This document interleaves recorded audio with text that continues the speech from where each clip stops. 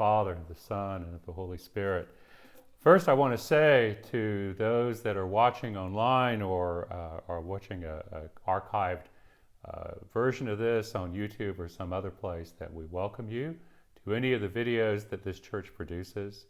We do it not because we have this insane belief that we are like the most watchable people in the world, but because we hope that you will be edified and blessed by this. For today, I just want to say a few words, and Subdeacon Maximus has been doing a really, really fabulous job in this program. I'm very pleased and very edified. And there's not an awful lot that I can contribute, but what I do want to talk a little bit about is my experience as a mission priest and some of the observations that I've made. I've been a priest for 10 years, been at this mission for 10 years, and so essentially that's all of my priesthood has been spent in an area where, in fact, when we first came, to our knowledge, there was only one Orthodox Christian, and there turned out to be a few more than that, but not a lot more than that. And now 10 years later, we can look back and we can see some things. But I want to start that with kind of a little bit of my own story, because I think my own experience in coming to Orthodoxy, I was not born into the church, but my own experience in coming to Orthodoxy, it helps me to understand, I think, that sometimes what people are going through and what drives them and what is the motivation for them to seek something entirely different from what they once knew. So in my case, my early experience in childhood with any kind of Christianity or church was really no more than a glancing blow.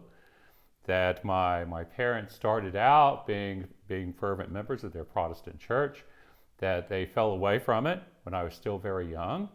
And then after that, I essentially had little or no contact with any church for a long time.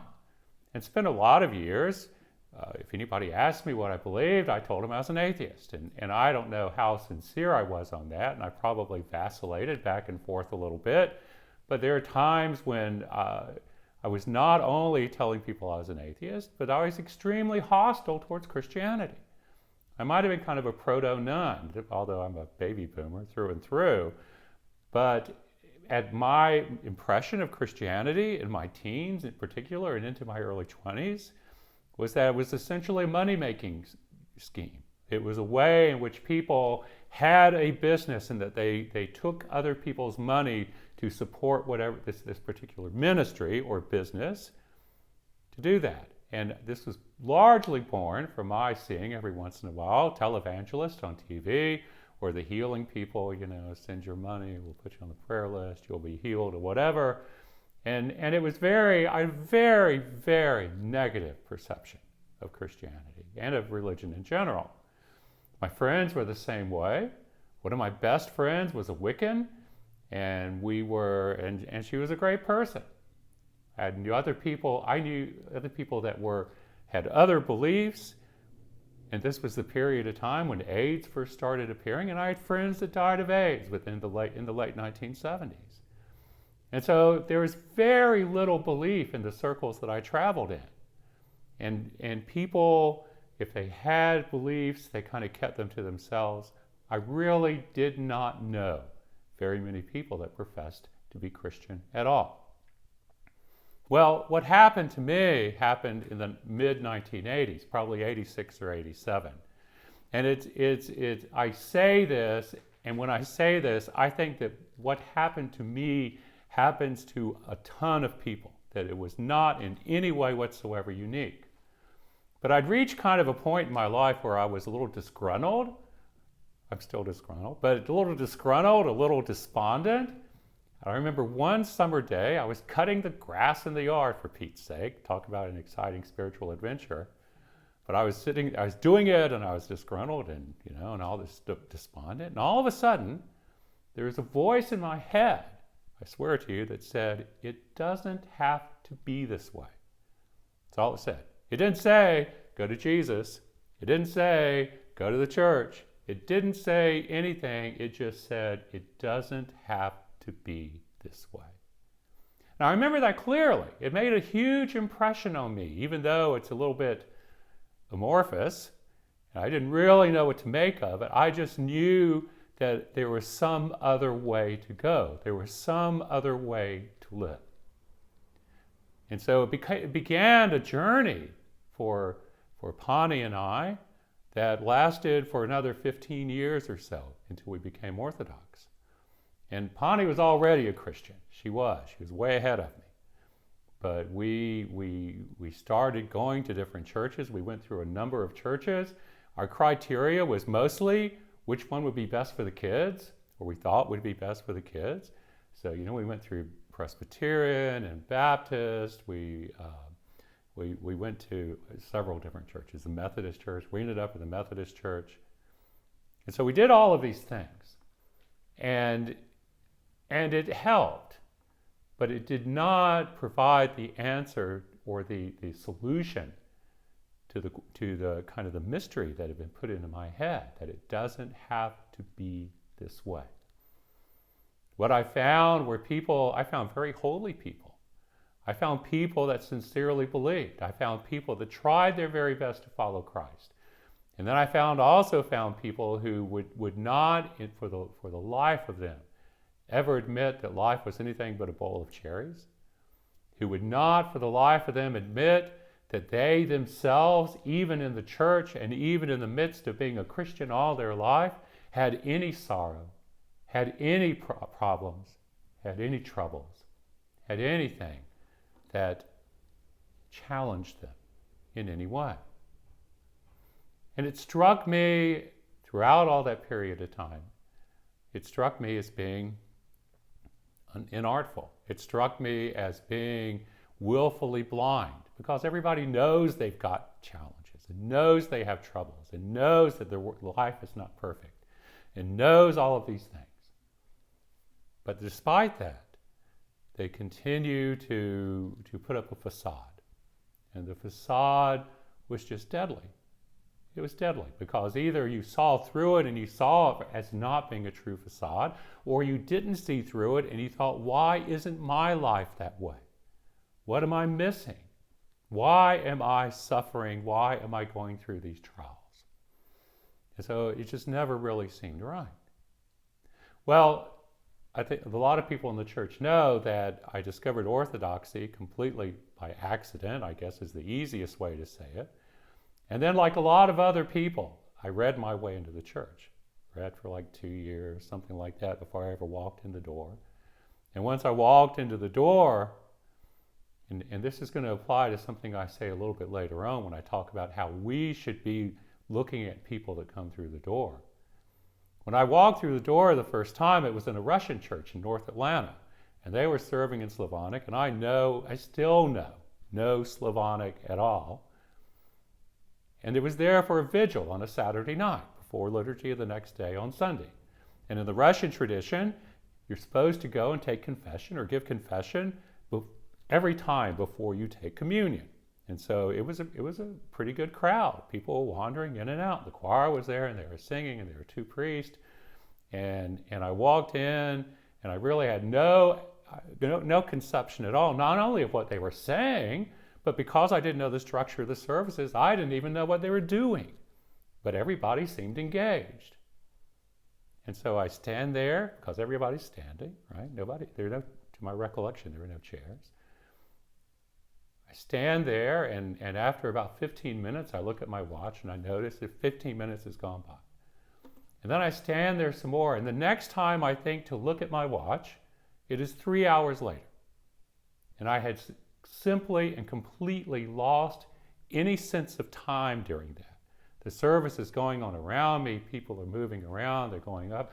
People are going to confession over in this corner. They're closing the doors. They're opening the doors. They're coming in and out. The choir is singing. They keep doing all this stuff. That particular parish had who knows how many guys in cassocks. They must have a ton of readers, guys in cassocks going back and forth and back and forth. The activity never ceased, but I did not mark the passage of time in any of that. What happened to me that day was that the transcendent caught up with me. I was overwhelmed by the transcendent. Even when I did not know what it was or what it meant, it was all around me and it rolled over me, and all I could do was stand there and let it do that. My only alternative would have been to get up and leave. To say, well, this is too weird. I can't do this. We've had people come in here that go, this is too weird. I can't do this. But the church, when a seeker comes in, there are two things or several things to think about. The first is that every person that comes in here that is not Orthodox, that is wondering what on earth is going on here, has behind them some experience like I had, more or less.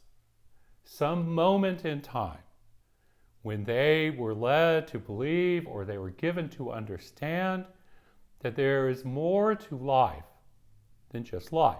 There is more to life than just our daily activity. There's more to life than whatever it is we do 7 days a week, 24 hours a day. There's more.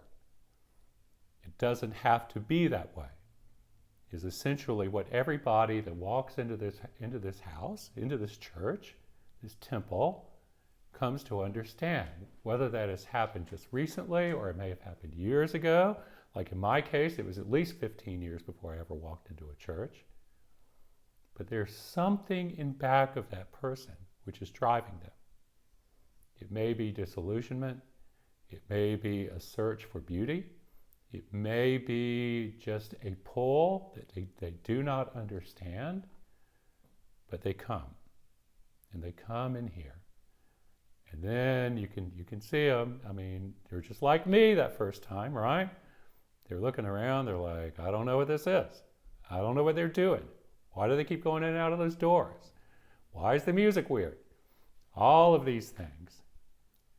And so we have these people who I can identify with that walk into the church, where they are seeing something new and something confusing and something on some level which is awe-inspiring because it is unlike anything they have ever seen in their life before. So when we have these seekers come in, we have to understand that these are not just random people who wander in the door. And in a lot of ways, this has to inform the way in which, well, certainly the way in which we've done mission work over the last 10 years. You know, we don't go out in the street corners and preach. We do try to be visible. We do try to be open. But in many respects, I think we are waiting, just like these people are waiting, for that message that it doesn't have to be this way, starts to take ground and starts to take root in their souls, and they start looking for something. And then many times they find us. So when they come in, they may be searching, they may just be looking generally for something.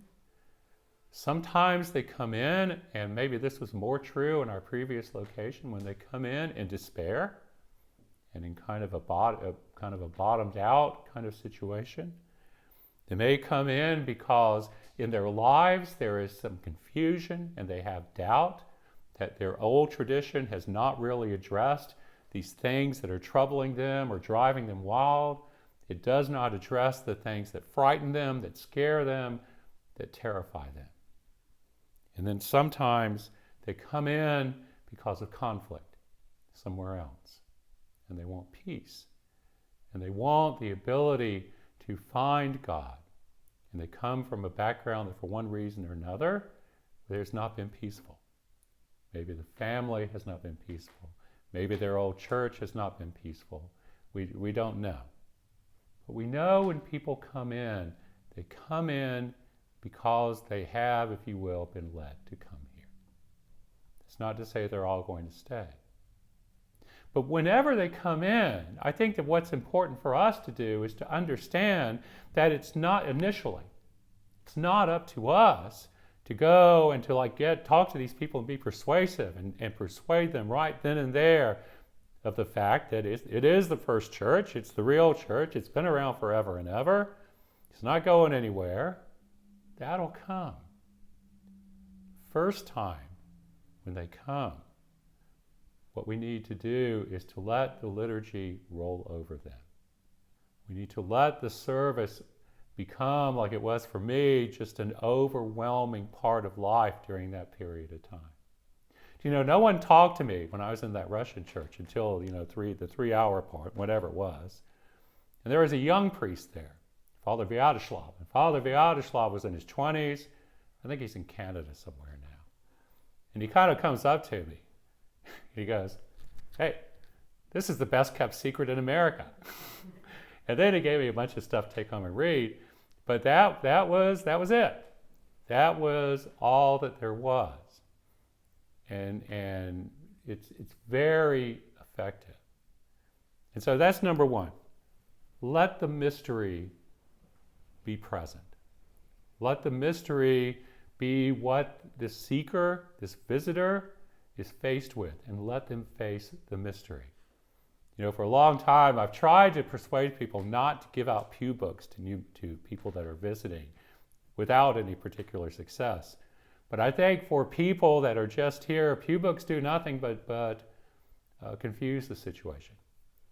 Because then people are flipping around trying to figure out where they are, and it can be kind of a confusing thing, and so they lose the attention. They lose the attention or the experience of letting the mystery of the church roll over them. So that's one thing that I have found to be very, very important. The second thing, and this has to do with the period of catechism or catechetical teaching, has to do with the fact that that's really a two-part thing. On the one hand, yes, we are teaching history and theology and liturgics and all of the things that go with the church. But on the other hand, we're also learning from these people. And we are learning from people whether or not they are in love. Are they falling in love with the mystery of the church? And most people do. And they do it without really thinking about it, but it becomes a part of their life. And you can see in people that it becomes this inescapable thing. It's not an obligation. It's not just a Sunday morning thing to do, but it becomes a part of their life. And it's when those two things mesh, when the education on the one hand and the falling in love on the other hand, when they come together in the same person, that then we start talking about, well, maybe we should read the prayers of the catechumens to make a catechumen. Maybe it's time to start thinking about coming into the church. So this is something that, from my point of view, just in my experience, is important. And the things that hinder us are all the things that Subdeacon Maximus has been talking about, and we'll talk about some more through the rest of the afternoon. There are huge cultural problems, and there are huge gaps and discrepancies in the way that people understand not only themselves, they understand themselves very differently, but they understand other people, they understand various types of other people, they understand the culture in which we live. All of these things can have the effect of separating them from God and separating them from really being accepting of any kind of experience of the transcendent. At lunch a little while ago, we were talking, and Jim said something that I thought was very meaningful. He was talking about how nowadays, if you want to go out and see the Milky Way or the stars in the sky, you can't just go outside and maybe walk away from the street light a little bit and look up in the air and see those things. We can't do it. You have to go to some trouble to see those things, to see the stars in the sky, to see real beauty, to see God's world. It's not just all around us so much anymore. It is to a certain extent. But to really see it, to really experience it, we have to take a little bit of a trip. And we have to be committed to what we're going to do. And sometimes people have to find that need within themselves. In our society, we very much want an off-the-shelf answer. We very much want something that is easily available, that's easily digestible, so to speak, that is something that can just be handed to us, and we are there. We're there. That person is there.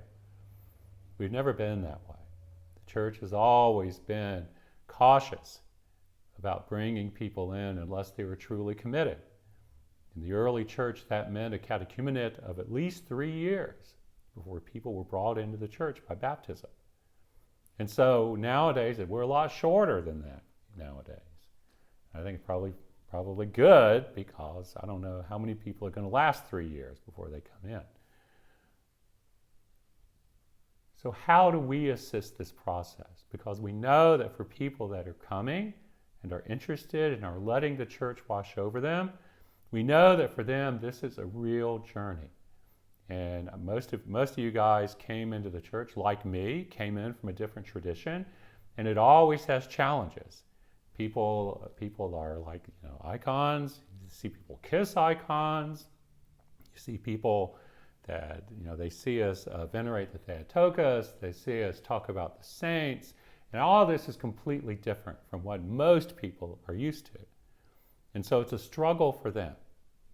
How can we, as just the members of this parish, assist them in that struggle? The first thing I would say, and the most important thing, is that we must be humble. We must have humility. And what I mean by that is that I don't know that it really helps us to be able to, to go up to a person and say what is really the truth, which is we've been around since AD 33.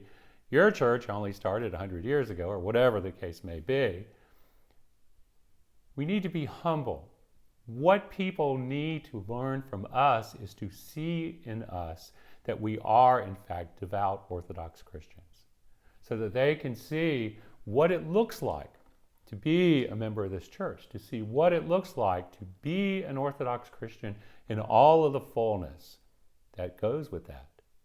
They need to see us praying. They need to see us engaged in liturgy. They need to see us participating in the fast during the appropriate times of the year. They need to see us living everyday life as Orthodox Christians.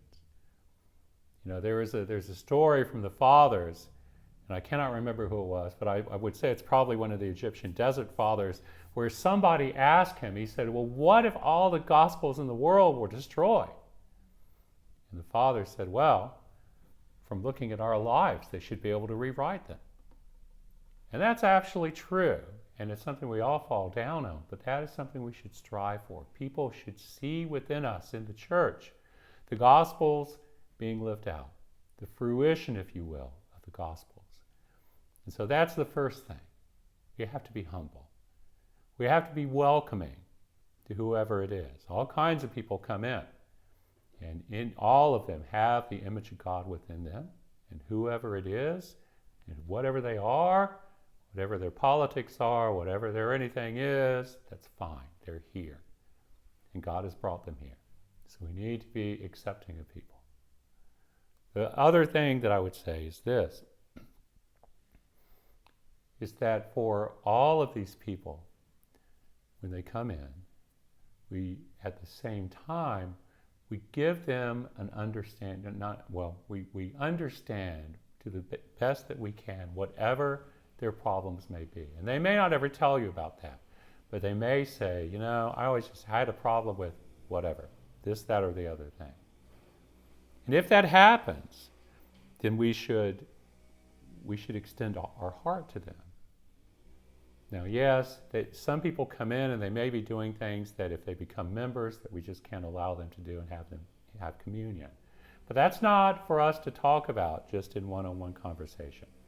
That's to be talked about during conversations with me or for the bishop to take care of, or whatever the case may be.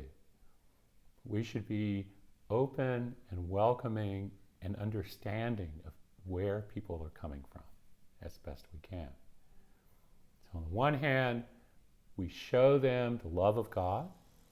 On the other hand, we show them what being loved by God looks like. And that would be in our particular behavior, in our worshipfulness, in the way in which we live our lives. So that's kind of what I had in mind, and I hope that if we kind of think along those lines, and then we take the specific facts that Max has been talking about, that we'll have a better understanding about this, so that the next time that God sends somebody, or if you're out of church and you run into somebody that seems to be questioning or seeking, and you can say, well, you ought to come to St. Nicholas someday, then we know how to greet these people and how to relate to these people. Because these people are not just people wandering in and out of the church. These people, if God is sending them here, these people will be our brother or our sister. If they have children, they will have the children in the church, and they will be our future. And so nobody comes in randomly. Nobody comes in without a meaning.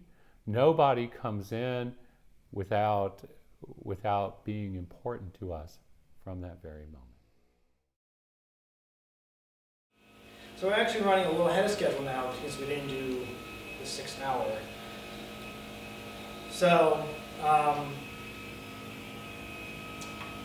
you guys have any questions? We got a little bit more room in this session. So we're going to start taking a little bit more of what we've been learning as far as the differences between what we believe and the world believes,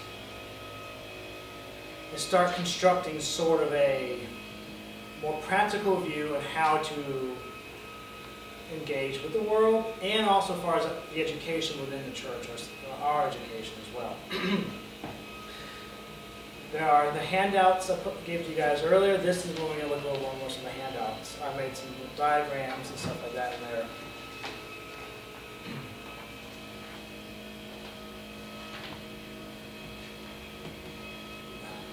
The first, I think the third page in there somewhere, there's a bunch of circles. This is what I'm calling the concentric circles model for mission. The first one, we see 3 distinct circles. The large one is you, or the person. The medium one is the church, and the small one is the world. That is typically the more modern, contemporary version of mission. So what you have is, first and foremost, your needs are the most important. You go to church, your needs, you look for a place where your needs are met, where you're happy and content.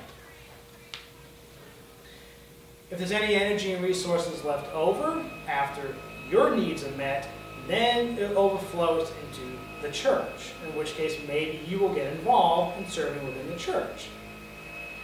If there's anything left after that, the overflow goes to the world, meaning that is when people start to think of, well, what can I do more for the world? How can I think more missionally? As you notice, each one of those is separate distinct circles. Therefore, life like that tends to be a little bit more compartmentalized. You tend to keep things separate. You don't bring your religion to work. You're a Sunday Christian. You may read your Bible some at home. But you don't allow too much of what you believe to affect how you live the other 6 days of the week. You try not to. You may be a Christian at church, but you might not be as much of a Christian at home. Unfortunately, this tends to be more the modern idea of how we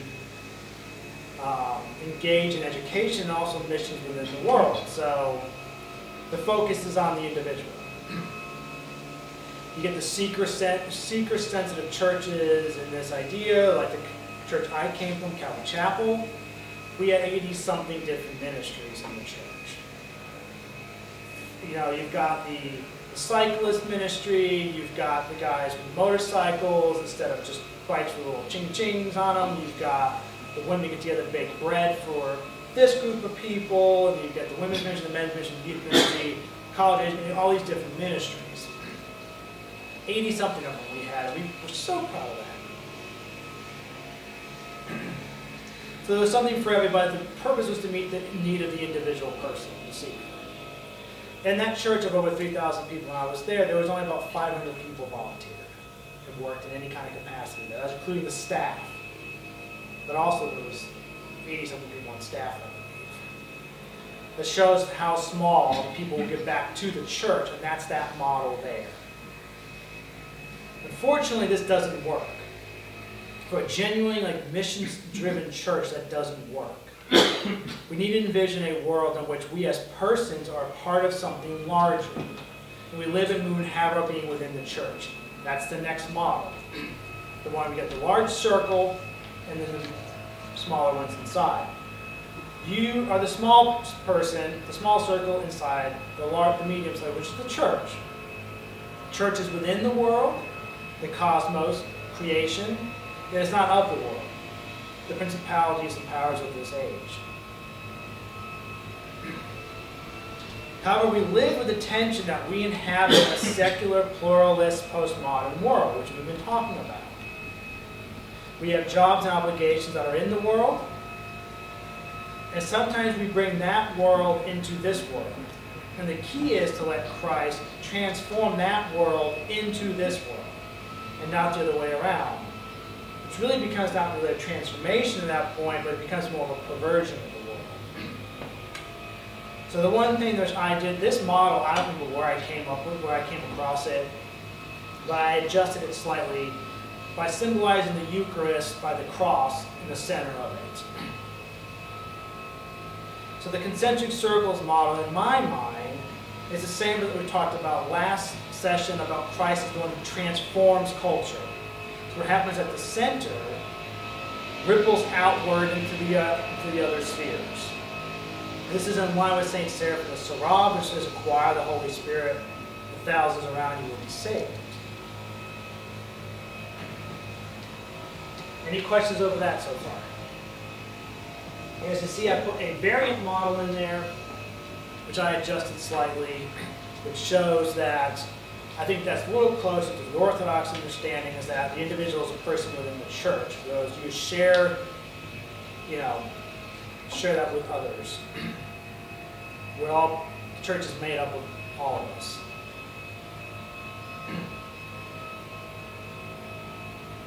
We're going to look a little bit more at the logic of mission. This is influenced by Leslie Newbigin, which is a theologian who tends to be more within the postmodern tradition, but he's also a bishop in the Anglican Church.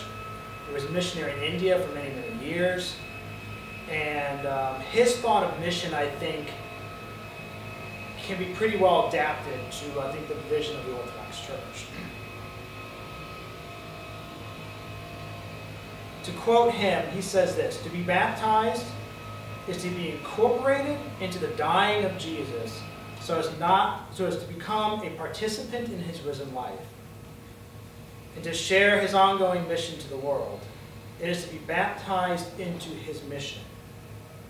I think this is really in concert with our understanding of what it means to be baptized or chrismated.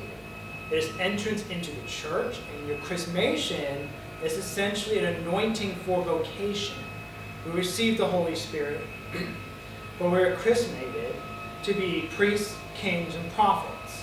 This shows that we have a vocation. Each and every one of us are to be priests, kings, and prophets.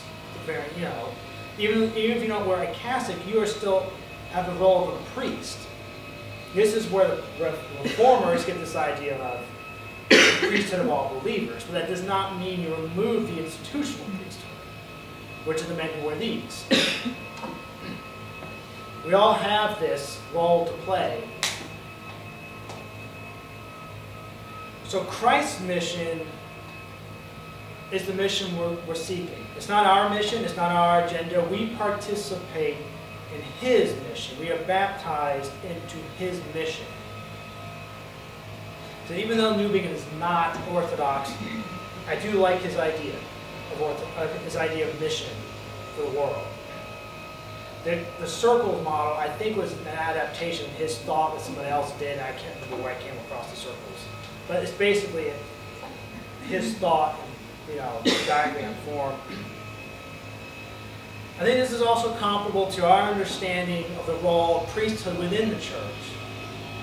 That Unfortunately, people looking on the outside in see an institutionalized church. They see an institutionalized, priesthood, the clergy. These are the people who are the professional priests.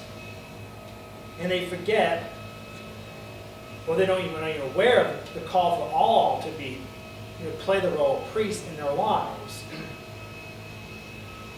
But so I think this idea of understanding that the priesthood is not over and against or in opposition to Christ as the high priest. But the institutional priesthood is Christ's priesthood. That's what the men in black are doing. They are part of Christ's priesthood. I think this applies to mission as well, is that we need to see our mission to the world is Christ's mission. We are carrying on what he said when he ascended into heaven and gave us the Great Commission. We're carrying on his work, which has been powered by the Holy Spirit when the Holy Spirit descended on the church at Pentecost. The mission, and this is where mission and education overlap, is not only a matter of preaching and teaching, but also learning. The logic of mission can be seen as this. In the person of Jesus Christ, the true meaning of the human story has been revealed. This is truth. Therefore, it must be shared with the world. It cannot be merely a private opinion or private belief, like what happened in the modern age, the age of reason and enlightenment, where belief did not hold up to the rigorous standards of science. Therefore, you're allowed to believe that, but it's just a belief. It's not a fact, and therefore keep it in your home. Don't bring it into the public sphere. Don't bring it into the secular sphere. We don't want to hear about it in politics, in our science, etc. You're allowed to believe it, though, but it's just a private opinion. But if we truly believe that the meaning of the human story has been revealed in Christ, then it must be shared with the world. This has worldwide implications, irrevocable repercussions for the world, and it will radically redefine the contemporary understanding of meaning. And our last quote from Leslie Newbigin is this: mission is an acted out doxology. That its deepest secret, its purpose is that God may be glorified. If our mission does not glorify Christ, then it is not Christ's mission.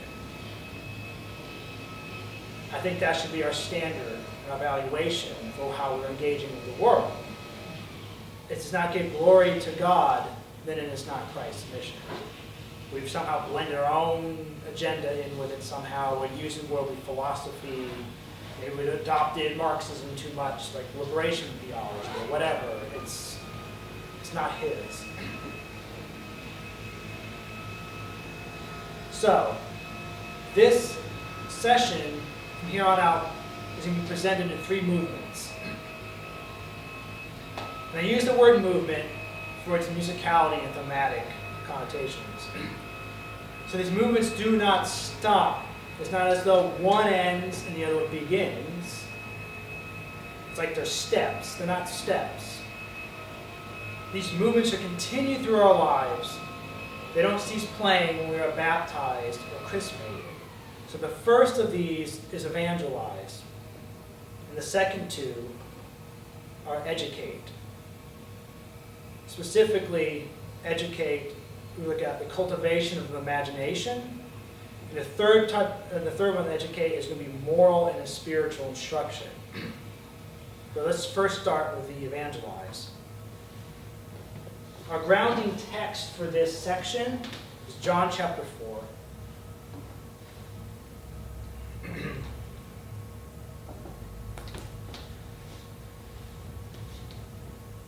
Which I would consider reading, but I don't know if I should be, and I'm not a deacon, and I have to intone it from up here. But so we just read this. This is the reading from Sunday of the Samaritan Woman, where Jesus meets Otini at the well.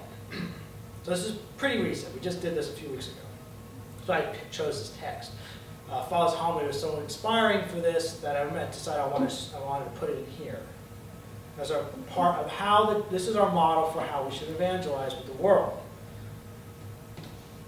One of the things we see in this passage is the compassion that Jesus has. He has compassion on this woman, who by that day's standards was scandalous. That's one thing to keep in mind, compassion.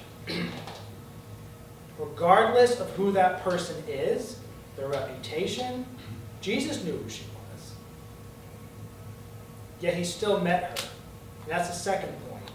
Jesus met her where she was. He did not demand that she come to him. There's always this, I always get a little irritated sometimes when I hear people say, when their idea of mission and evangelizing is, I'll visit my church sometime. Or visit my church, we've got these things. We have children's ministry, and you can sit in church, and the band's really good. But the point is, come here. And we say to come taste and see. And there's nothing wrong with that. But the key is, people will come to the door, but we need to learn to be the church outside the confines of these walls. We need to bring the church to people. The desire is to meet them where they are. Eventually the goal is to get them here, yes. But we shouldn't reveal that too quickly. We don't always say we're on an agenda. People can sniff the agenda out pretty easily, especially the nuns generation. Well, they got a sales pitch. So just in compassion, meet people where they are. Now this, of course, does not mean we are allowed to remain where he found us. We're always called to follow him. That is not an excuse. Well, Jesus loves me for the way I am. Well, he does love you, but he doesn't necessarily love what you do all the time. We're not allowed to stay where he first found us. If that's the case, Father be mowing the lawn still. And then when he was called. It doesn't have to be this way. I've had some interesting little experiences too, things like that over the years. And I'm not in the same place I was then. There's a call to follow. Karl Barth, one of the prominent 20th century theologians, and this is my wording, basically says, grace comes in the form of a command, and it says, come follow me. Unfortunately, we're part of an age where Christianity is put forth as like this idea of grace and love for people, which is nothing wrong with that, but it's this outpouring of grace without having to do anything, without having to follow. Jesus does say, if you love me, you'll obey my commands. He doesn't say, well, if you love me, you'll listen to me and then forget what I'm saying. And so you have to come. You have to do something. You can't just, stay where you are.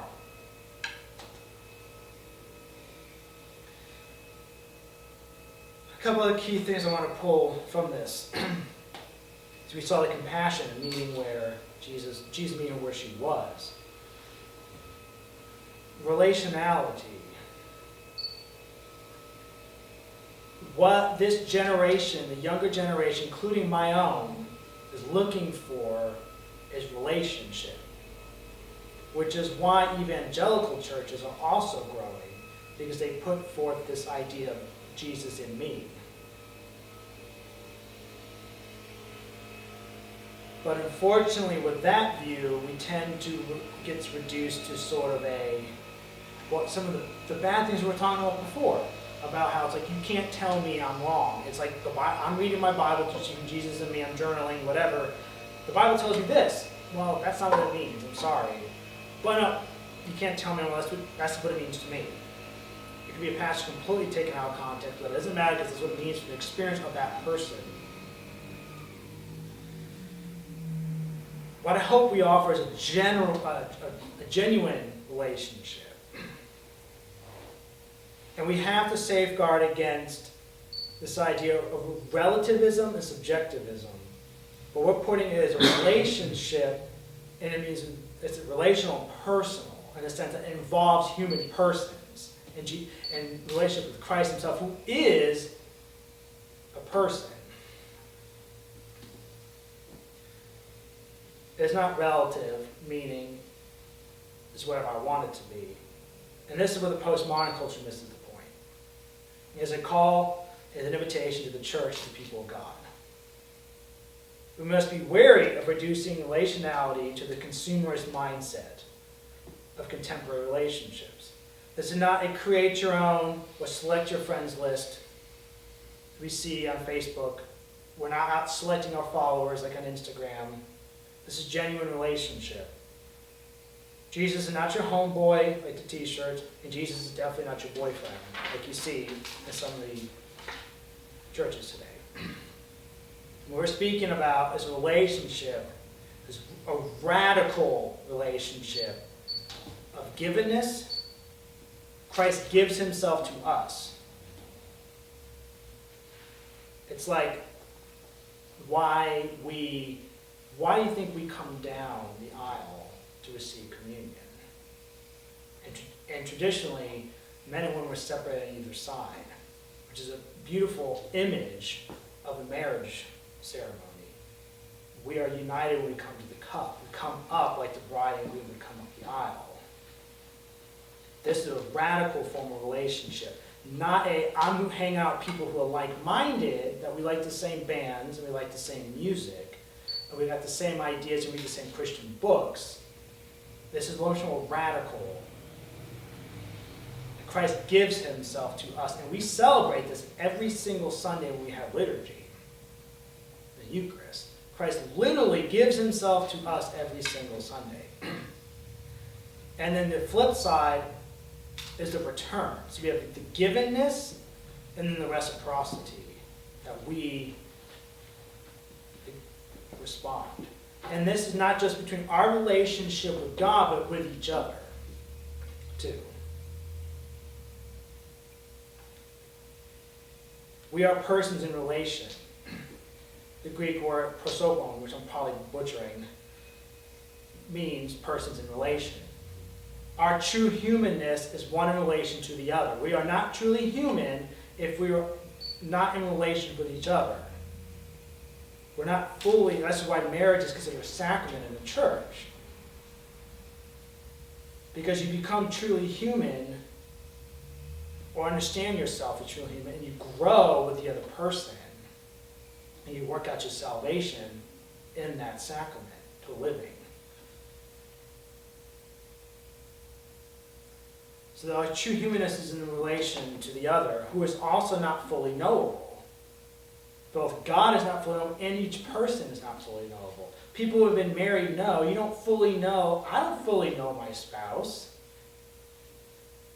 Every day there's something I don't know.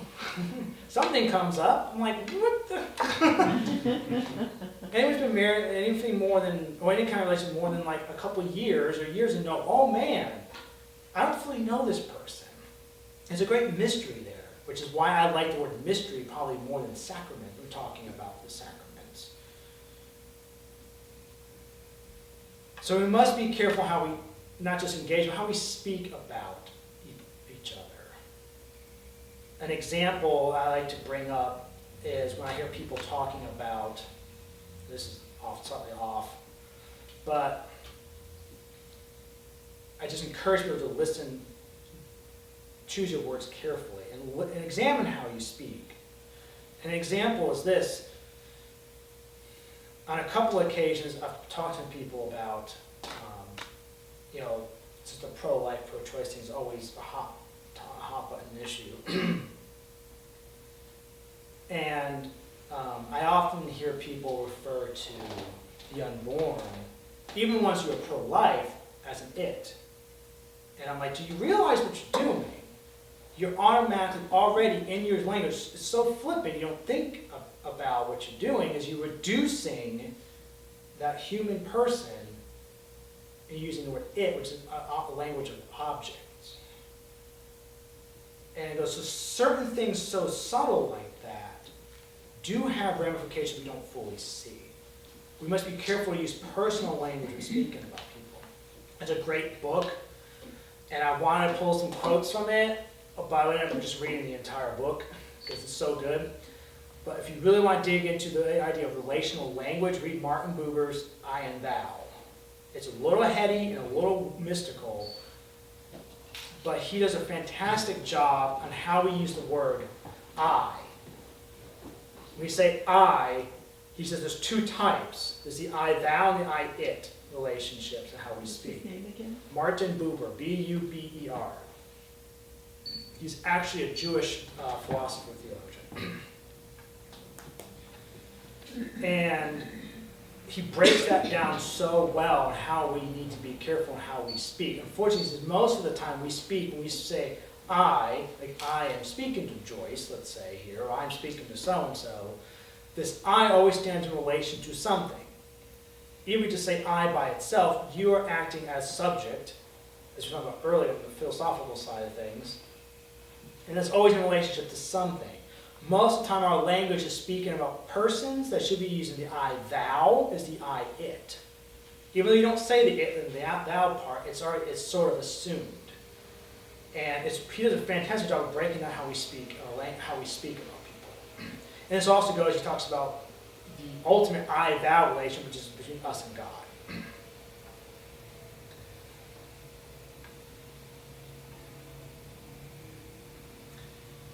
But Christ has given himself to us. And we must, in turn, be willing not only to pass that gift on, but willing to give ourselves to others, sacrificially. This is the truest act of love.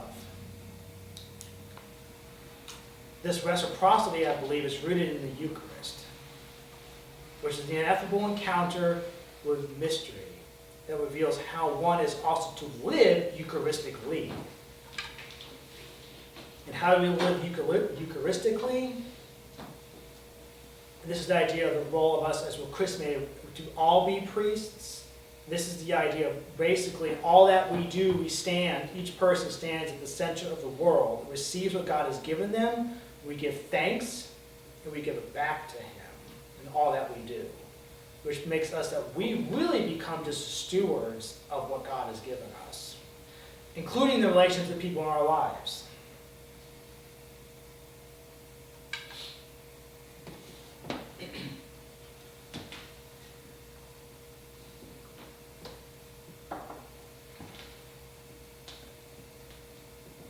So we see in the story of the Samaritan woman that St. Fotini, that there is also a gradual understanding of who Jesus is. There's another thing we need to take from this passage. A gradual understanding. That means when people come through this door, or people we engage with, it's going to take a while. If people are so weighed down by this society which I tell you, this shaped us, it's going to be hard for people to come around. As you see St. Fotini, she sees this gradual change. Eventually she recognizes him to be the Messiah at the end, but she first recognizes him as a rabbi, a teacher, and I think it's a prophet after that. And eventually she realizes that he is the foretold Messiah. This means that we must be patient with others. So more than likely they're not going to get it the first time. Even us. How many of us have not gotten it the first time? How many of us still don't get it for some things? We're still learning. We're still growing. We must be patient.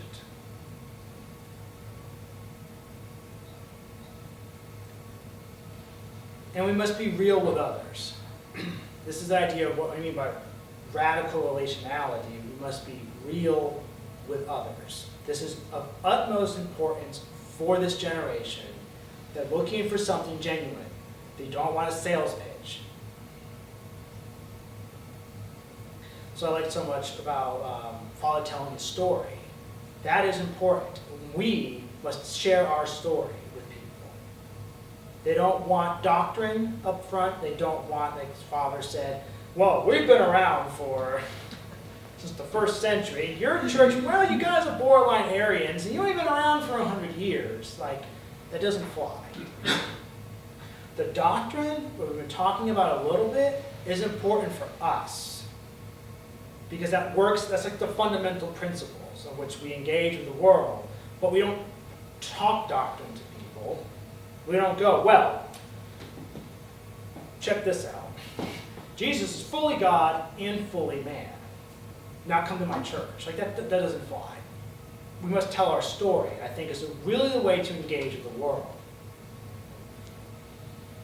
And if it's told well, that will you will point others to him. And if it should be, our story should be a type of like auto-hagiography, really. What I mean by that is that the lives of the saints, their stories, are not necessarily about those people per se.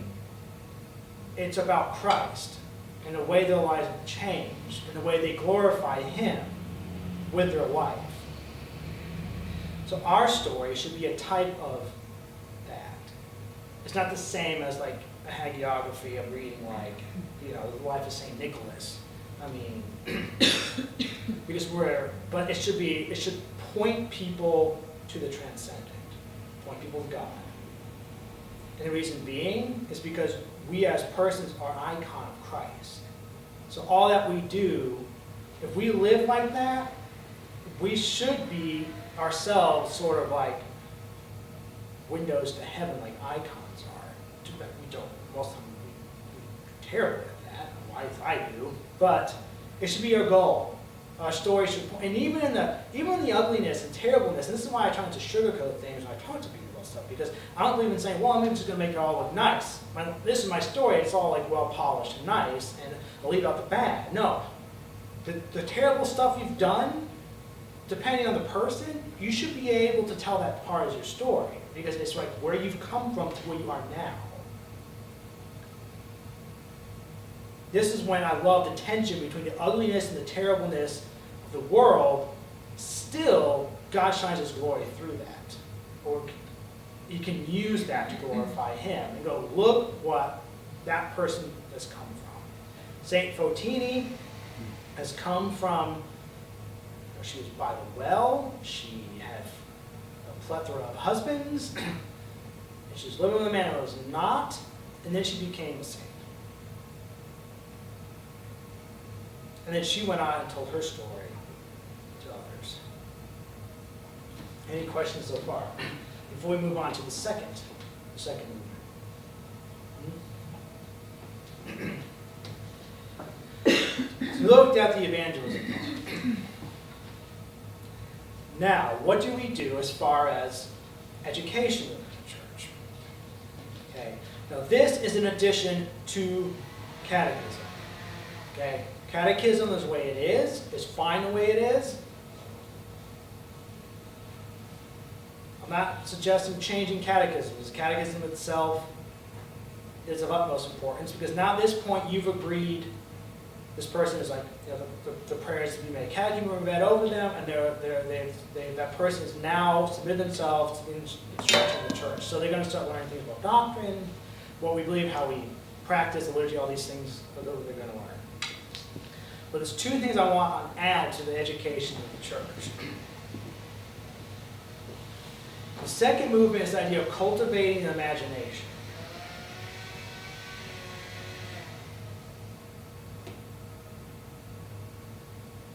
And since we are a people who went through modernity, our capacity for storytelling has been somewhat tarnished. So there has been a resurgence to this power of story. We see this by the content Hollywood is sort of pumping out. See this in even like some of the more contemporary books in the graphic novel industry. They're sort of like reusing old myths and that kind of stuff. See it in the cultural phenomenon like the Harry Potter craze and Lord of the Rings movies and stuff like that. But still, there is this disconnect between the power of story and the cultivation of the human person. Most of the time, people just do these things. It's entertainment. But how can story be used to cultivate and grow the human person? So we're sort of thrown into a life with no understanding of really what's going on as children. Okay? This is where parents come in. As we grow up, we should be told stories. And story provides context, or the grand story, the meta-narrative that connects all the seemingly disconnected, disparate aspects of our life. It gives meaning to things that seem like, if you go around life and you're like, you don't believe in any kind of, you don't have any overarching belief or story of some sort that gives meaning to life, you don't really have any meaning to life. If you hoping that science provides the meaning, and science is not in the business of meaning making, even though they may claim they are. So it falls on parents to raise their children and help cultivate this imagination.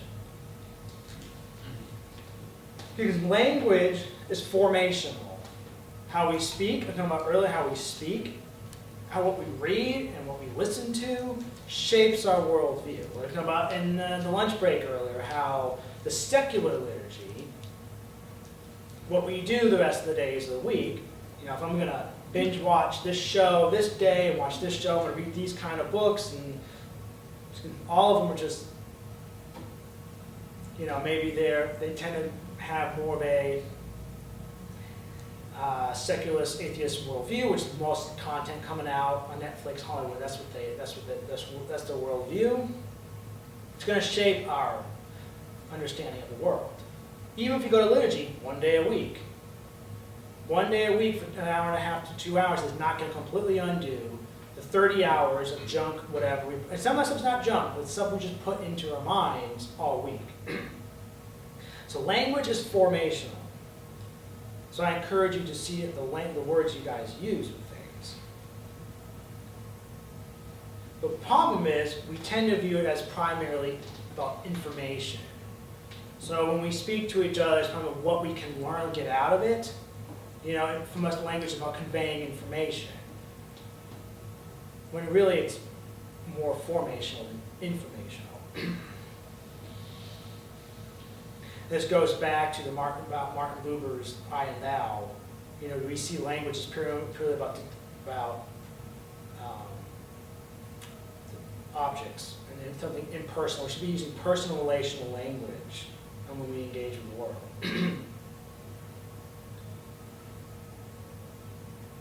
The problem is we don't live in a vacuum. So like I said, if we are consuming, and I don't really like using that word consuming when it comes to media, but it's partially true. If we're allowing it to shape us, inform our worldview. The problem is we live in this world of what we call the myth of pure objectivity, meaning that I can observe something and it not affect me. So I can watch this movie and it doesn't affect me. I've heard people say, oh, you know, I was fine. I was raised on those kinds of movies, and I'm okay now. I'm like, no, you're not. We don't live in a vacuum. What we do shapes who we are a lot.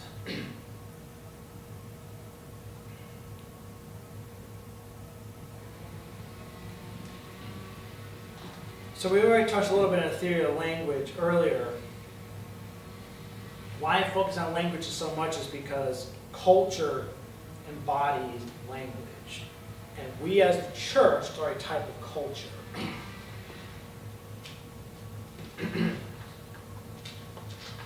We have our own language, our own customs. That's a definition of culture for the most part.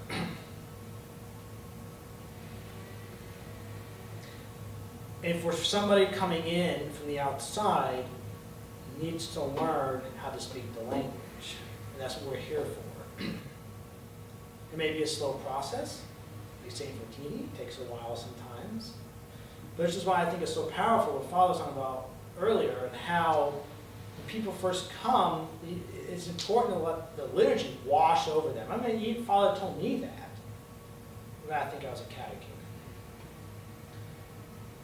Because I read my way into the church, too. And when I stepped foot in this door, I was pretty much already Orthodox in mind as much as I possibly could be at the time. I'd already came to grips with all the doctrine that most 5 years before what I thought was like, I don't know about that. But I was still yet to be truly Orthodox, so I wasn't part of the church. And then still, it takes a while. Like most people come in, I think, they ask questions like, I'm cool with some stuff, but I have problems with the teaching that they are Tokos. Like, I was even okay with that at that point. I had crazier questions, like crazy, well, Father, if I look back at my emails. Like one time, my stuff's like more practical, because I got the doctrine worked out. My thing was like, why do we have a candle stand in here and a box out there? And actually, there's an email I asked Father that. I'm like, what's the difference? Like, I asked questions like that, and then some that's crazy. And it wasn't like I was just interested in the engagement with somebody who was Orthodox. Like, I kind of wanted to figure out a little deeper, the theology, how it affects like this area of knowledge or something like that. But most people are going to be coming in, either they've partly read about the church or they're just really curious. But it is important to let the liturgy wash over, let them live in the mystery. I stopped reading most of the church fathers in theology after I became Orthodox. I stopped for a couple of years, because I had already dived so deep into that, I was going to put it aside for a while. And I read mostly fiction, I think, and some other like non-theological, maybe non-fiction stuff. And I didn't really start doing a lot of studying until I started the St. Stephen's program, actually, because I wanted to be immersed within the liturgical life of the church and put my brain aside for a little while, you know. Stop thinking about this intellectual side. I wanted to try to learn to get the mind into the heart. Like I said, most people coming in the door are not gonna, you know, we have no idea who's gonna come through, what level of knowledge they have, what anything. But his point is like, come taste and see, and then immerse yourself in the life of the church, specifically the liturgy. But we must provide the forms and patterns to how people are to live. We must provide these so they shape the imagination in a good way. Novelist Wallace Stegner, which gets put there with like Wendell Berry and some of those guys, says that we live by forms and patterns, and I've said this before, last couple other times I've taught too. We live by forms and patterns. If we have the wrong patterns, we're going to live poorly. And good stories provide us with good patterns. Because what happens is we interiorize these, they become a part of who we are. That's why fiction, like especially novels and poetry, are so important, I think, for the life of a Christian. Reading good fiction, because novels are fantastic for learning about the intricacies and the complexities of life. And learning empathy from others, reading different perspectives, and see how these overlap and people engage in these stories. So I'm such a huge fan of Dostoevsky. His polyphony, they call it, multiple voices in his fiction. It's hard, on a glance of his writing, you can't necessarily tell he was Orthodox right up front. Because there's Orthodox in his book, and there's nihilists and socialists in his books, and all these different people. But the one doesn't always come through. You read a little deeper, then you start to see how his orthodoxy shapes his entire narrative. But the voices that are Orthodox in his stories are not always the dominant voices. They can be sometimes, but they're not always. And you see the interactions of these people, and it makes you, I think, more aware that other people you see have their own story too. And you're crossing paths in maybe 5 minutes, or maybe you cross paths with that person for 30 years of your life. And your stories are more interwoven with each other. But remember, we don't fully know the other person. And we have to be aware of these interlacing stories. Novels are great for helping you open up to this narrative understanding of life. And good fiction provides these good patterns. It becomes a lens on life a lot of times. I'm always torn between realist fiction and more like fantastical. They both have their place. Unfortunately, a lot of times people choose one over the other.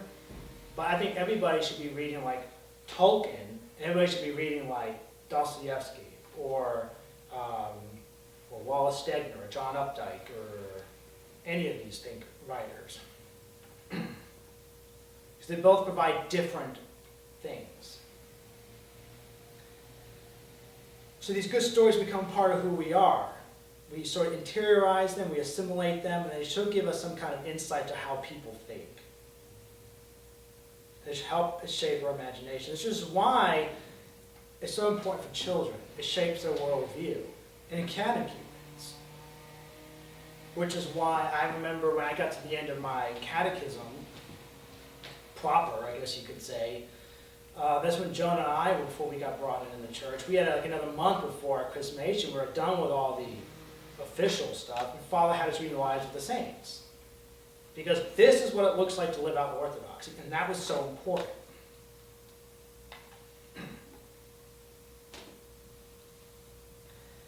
And the meaning can be culled from just about any story, as long as it's really truly it's a good story. And sometimes you find stuff that just seems to be a terrible story, and it turns out to be just amazing.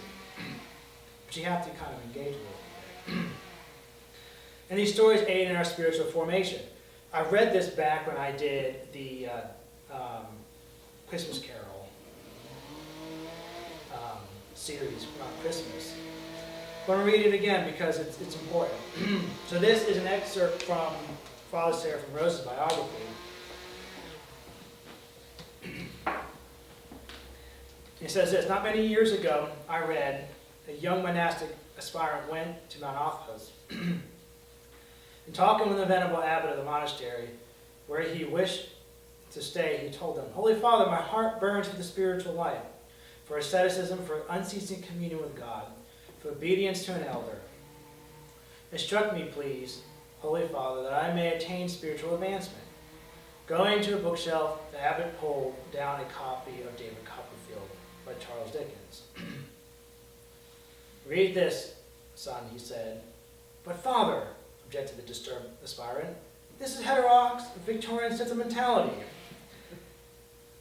a product of the Western captivity. This isn't spiritual. It's not even orthodox." I can see him. "I need writings which will help teach me spirituality."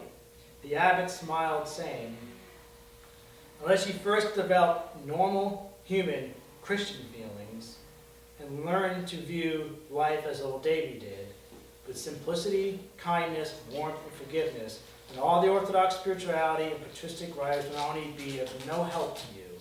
They will turn you into a spiritual monster and destroy your soul."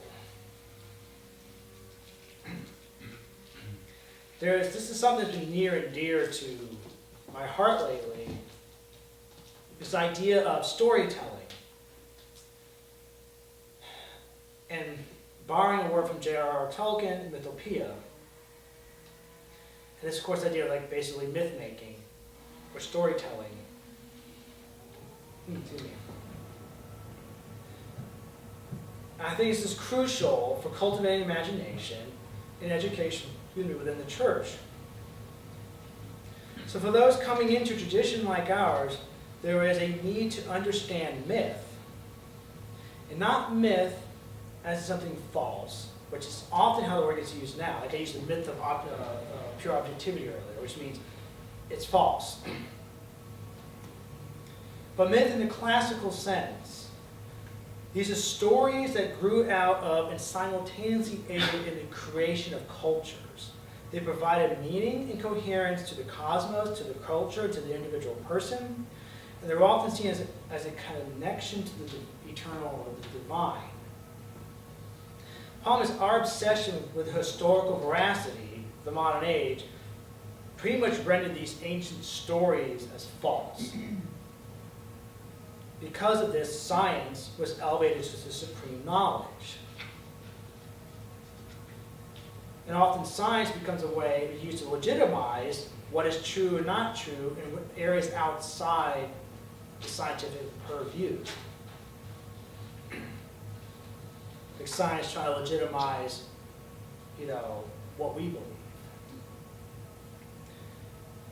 Even though we went through this period where we were obsessed with the historical veracity of things, we are still drawn to listening to and telling stories. Tolkien's concept of the human person acting as sub-creator, I think, is crucial. Ultimately, God is the creator, but each person has the capacity to create within his creation. This is the idea. For him, the highest form of sub-creation was story. We are homo narrans. We are storytellers. Why do you think not long, usually after a man or a woman who obviously lived a saintly life passes away, and then surrounding them, not long after, are these stories? You know, people more recently, St. John in San Francisco, he's not been, this is not long ago. There are people alive today who had family that knew him. Yet there's these stories surrounding him. Already, it's our natural capacity to tell stories because these stories become a vehicle for truth. So we need to stop getting concerned about the historical accuracy of some of these stories.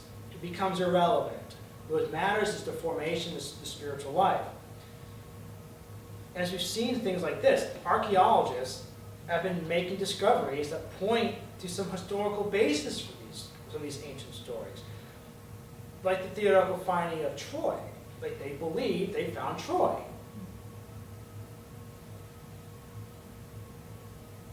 The ancient cataclysms, they believe this in some scientists point out to ancient cataclysms that possibly can explain the massive flooding. There's archaeological evidence for this. In the rock layers, there was a giant catastrophe that possibly killed out a large population, if not everybody, or most people.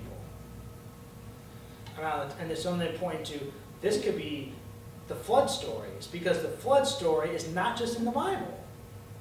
You've got the Epic of Gilgamesh, it's in some of the ancient Native American stories, it's almost every ancient culture has a flood story, or some kind of mass cataclysm. I mean, Zeus supposedly destroyed the world with a flood because he got tired of the humans. So they're all in all ancient cultures. But all that's really beside the point. If there's historical veracity for some of these things, the key is the meaning of these stories and the truth that carry in these stories have the power to shape us. In the past, Joseph Campbell and now Jordan Peterson is another example, have been rekindling the idea of myth in social consciousness.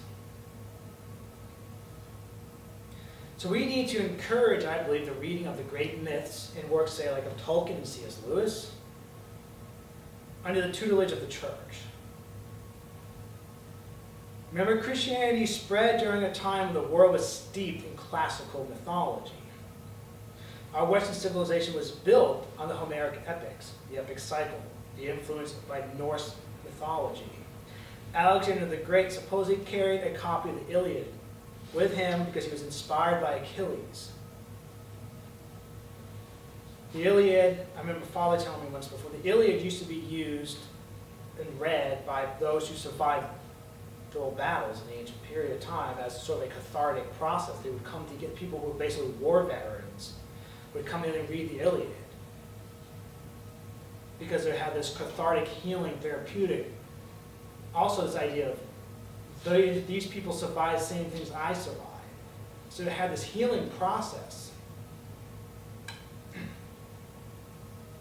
And we still have remnants of Norse mythology in the naming of our days. Thursday is Thor's Day. Friday I think is Freya's Day. Anyway, we see these. Sunday was usually a day of Apollo, originally from the Greek and Roman mythology. We're still our foundation is built on these, and the church eventually Christianized a lot. And Beowulf is a perfect example. I believe that this older story probably that got Christianized and wrote down by somebody, in the Middle Ages, early Middle Age, or Middle Ages. But talking about Douglas Murray yesterday in this quote, I'm going to reread it because it comes back into this. We may be in the midst of the discovery that the only thing worse than religion is its absence. A new religion is being created as we speak by a new generation of people who think they are non-ideological, very rational, past myth, past story, who think they are better than their ancestors, yet never even bothered to study their ancestors. So we have a generation, which is basically mine and younger now, who've growing up without this connection to the vast inheritance of Western civilization. Yet they're taught to reject it because it's a product of patriarchy or whatever they want to define it. It's not worth our time. They think we think we know better. So they don't need myth. They don't need these things that shape our view. And they believe they're not ideological at all, but they're the most ideological people ever. So that's why I call this, think this important idea to bring this idea of the cultivation of the imagination under the tutelage of the church. And it's something we can all do on an individual level, something we can do communally. I don't know how we would work that in.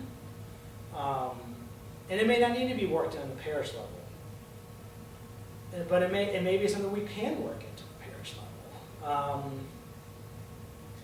That's something I thought my next project, which would not be a school-related project, probably just a project, something I'm willing to take on at some point, is to be able to do a series of classes or something like that on this, just on the idea of cultivating the imagination.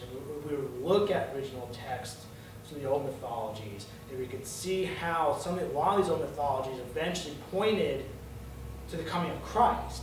Christ fulfilled a lot of this stuff. And there's this anticipation in a lot of the pagan cultures of a coming Messiah. Someone that would sort of like set the world right. The church should provide the meta-narrative, the grand story of God. So we have the grand Christian story, which starts with, in the beginning, God created heaven and the earth, and will end with Revelation. Well, at the end of it, we see the end of Revelation when everything in the world is set right in Jerusalem, and heaven, the heaven descends in the world, and the New Jerusalem, and all that. But we're in the middle, and all these other stories can be sort of subsumed and transformed and become part of the greater story, which is why works like Tolkien are so well loved amongst Christians, because they see the Christian worldview in Tolkien's work. And we should be able to see this in good fiction. So we must indwell the story of the people of God. We must live within this story, truly see ourselves within this story. This allows us to better attend to the world and to participate in the ongoing mission of Christ.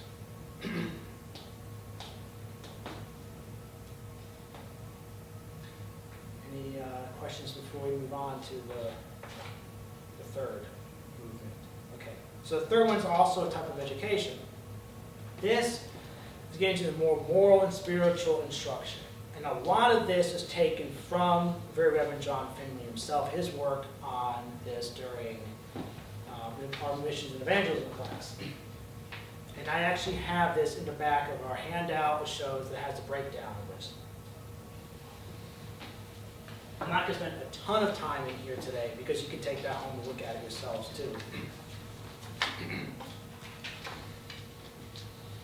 So the main purpose of the book of Proverbs is instruction. And this lays the foundation for Jesus' instruction given on the Sermon on the Mount, which in its entirety needs to be taken as basically moral instruction.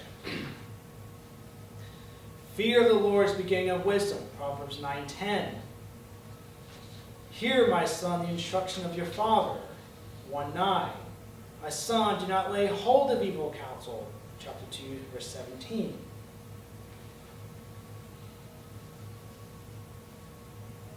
Instruction is a very important theme we see in Proverbs, but also in a lot of Christ's teaching. Like I said, we're going to focus pretty much on the Beatitudes. Quoting St. Nikon Optina, he says this: in order to fulfill the commandments of Christ, you must know them. They are expounded in the Gospels. Read the Holy Gospels, penetrate its spirit, make it the rule of your life, act in accord with the teachings of the Gospels. This is the one light in your life.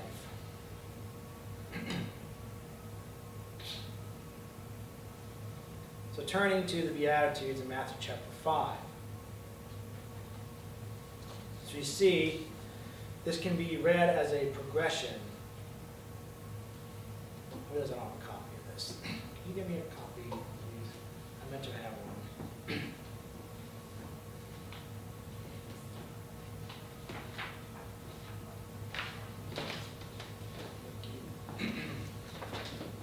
Sorry, poor planning. So this can be read as sort of a progression, a path of theosis in the for the spiritual life. So according to Father John Fannin, which actually I think he borrowed this from his brother, which I didn't put that on here, but I don't either one of them listening. So the first four can be seen, first four steps are about sort of the relationship, your relationship with God. It's about you. Okay? Step one is the poverty of spirit, the need for recognition of God, a need for God, which is our recognition that we are in need of something. Blessed are the poor in spirit, for theirs is the kingdom of heaven. Step two is grief. There's basically grief over your spiritual poverty. So we have the recognition, and then we grieve over our lack of. So blessed are those who mourn, for they shall be comforted. You got step three, which at this point, we submit our will to the will of God. So blessed are the meek, for they shall inherit the earth. And he adds, otherwise the earth will inherit you, which is basically some of the stuff we've been talking about. Step four, after this, our desires should begin to change. Blessed are those who hunger and thirst for righteousness, for they shall be filled. Step 5 through 8 are about our relationship to others. It's about others here. Step 5, we begin to benefit others. Blessed are the merciful, for they shall obtain mercy. Mercy is an act towards others. Step 6 is the overcoming circumstances. Blessed are the pure in heart, for they shall see God.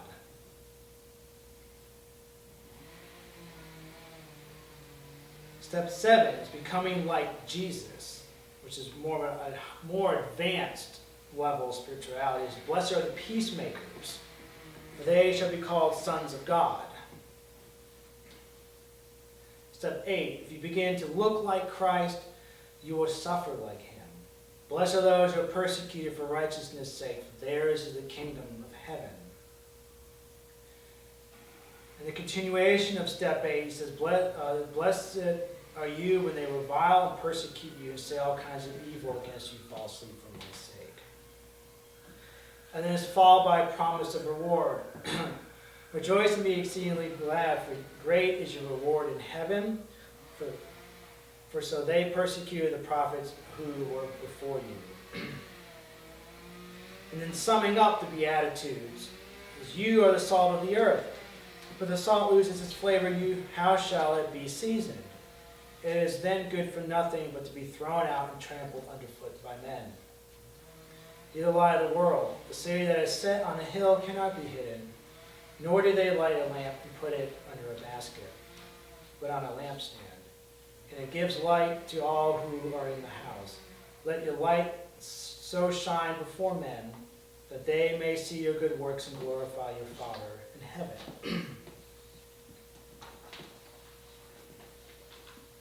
Encourage you to kind of meditate and think about this. And be kind of read as a sort of path of spiritual progression, theosis. Where we see how our relationship should be with God and with others. What's interesting is the book of Matthew is really seen as, Matthew's primary audience was the Jews. And all of Matthew's pretty much structured as sort of a way to around this idea of Jesus the Messiah and the giving of the new law, or the new Torah. So Jesus essentially, this can be read, as often read, as Jesus providing the new law. He's on a mountain. The original Ten Commandments were given on a mountaintop. Jesus providing this new law, which is not an eradication of the old law, but it's in essence a reinterpretation of the Mosaic law, which is now centered on himself. He is the fulfillment and the climax of the Torah and all the Jewish, the teachings and the prophets and everything. He's the fulfillment of all that. And now he reveals to us that the law needs to be taken inward and redefined in terms, we see it like love and compassion. As you continue to read the Sermon on the Mount, essentially just an expounding on these basic principles we see in the Beatitudes. But a lot of it's summed up as love and compassion for other people. And it gets into the inner heart of things a little bit more. Like often the example is about teachings, the teachings on anger and lust. The Jewish understanding originally would have been, you don't do the physical act, you're fine. But Jesus says, you get into the heart of the matter a little bit more. That if you're angry with your brother, you've essentially murdered your brother. If you look lustfully at someone, you've essentially committed adultery with them. He provides us the way to live out his commandments in the world. This is the way to live it out in the world. And he tells his disciples in John chapter 14, verse 15, if you love me, you will obey my commandments. These are not optional. If you truly love him, you will obey his commands, as hard as that is. This is why we have confession.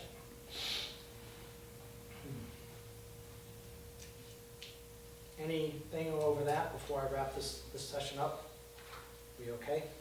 All right. I think we're actually a little ahead of schedule.